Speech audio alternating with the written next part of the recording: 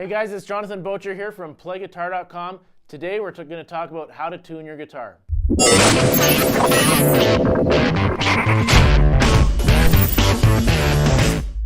Tuning your guitar is super important. So I'm going to skip the lecture today and hope that you're already on board with why you need to tune and assume that you want to.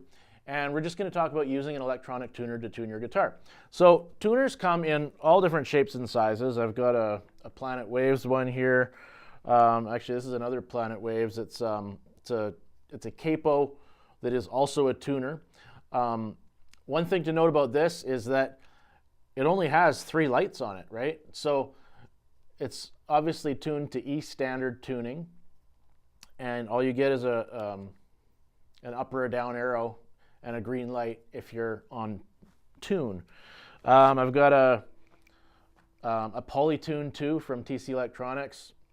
Very nice tuner, awesome tuner for use on a pedal board. So you got kind of the 2 ends of the spectrum, right? We got high end, very extremely accurate. This one is very simple, just 3 lights on it. You don't even get a readout to know which note you're on. This one at least gives you note names. What I'm going to use today to show you is my Zoom G5N pedal board, which I've been enjoying recently. And the reason for that is simply because I can get a nice display to give you on the video.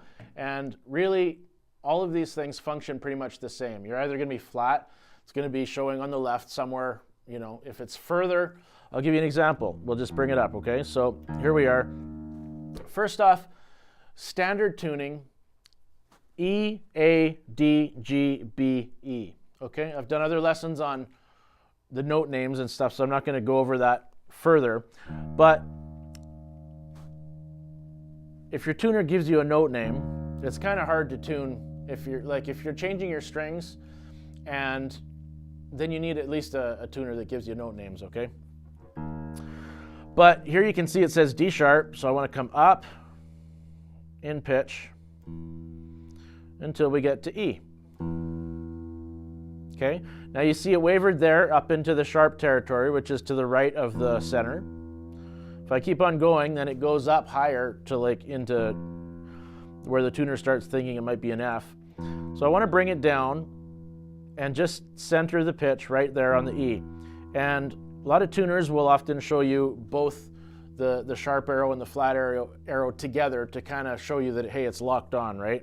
As well as that center point. So right there you can see all 3 arrows are on, indicating that it's an E. And then you just go through your strings, making sure they're all in tune. So that one's an A, so that's good. Here we are at D. D is a little bit flat. Flat is to the left of center.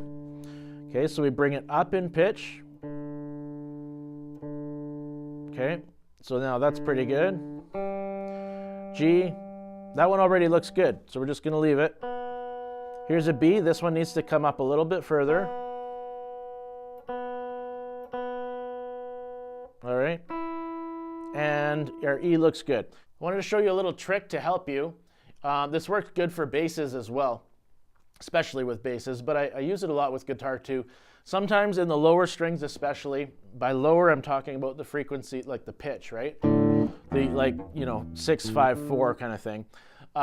If the tuner's not reading it quite right, if it's jumping around a lot, sometimes you'll see that. Maybe it's noisy or there's other things happening, especially with acoustic guitars. Try to get yourself in a totally quiet environment. Now with the headstock tuners and stuff like that, it's a bit better.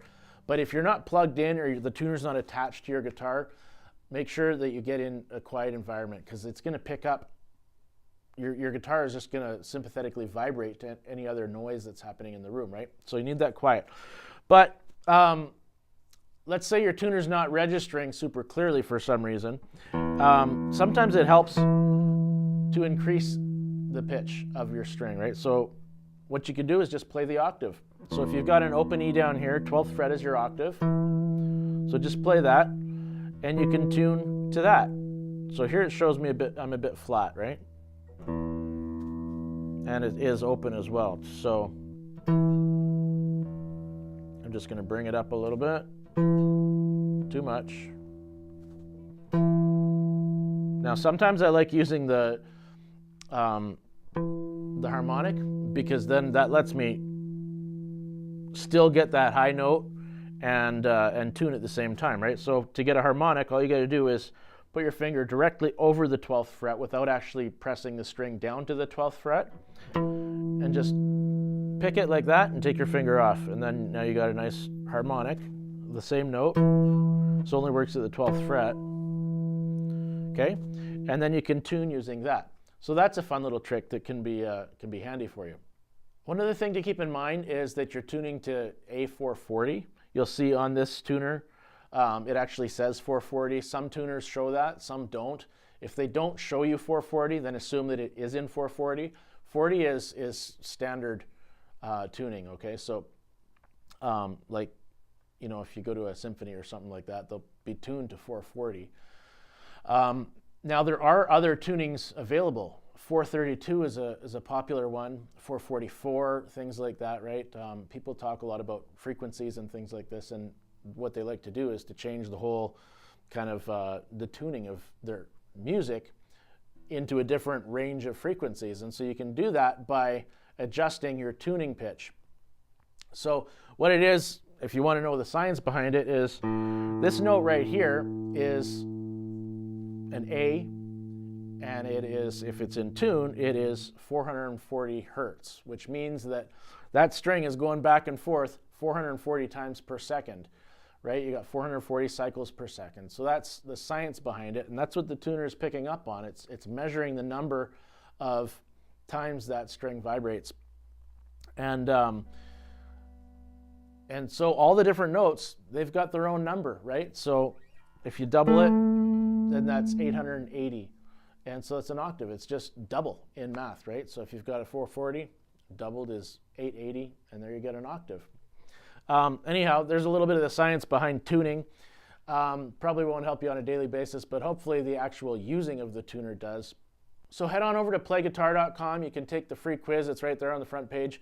That will give me an idea of where you're at on your guitar, and then I'll be able to generate a customized lesson plan for you, and we can send out free guitar lessons that are customized to where you're at and to what you need to be working on as a player. So that's at PlayGuitar.com. Have yourself a great day.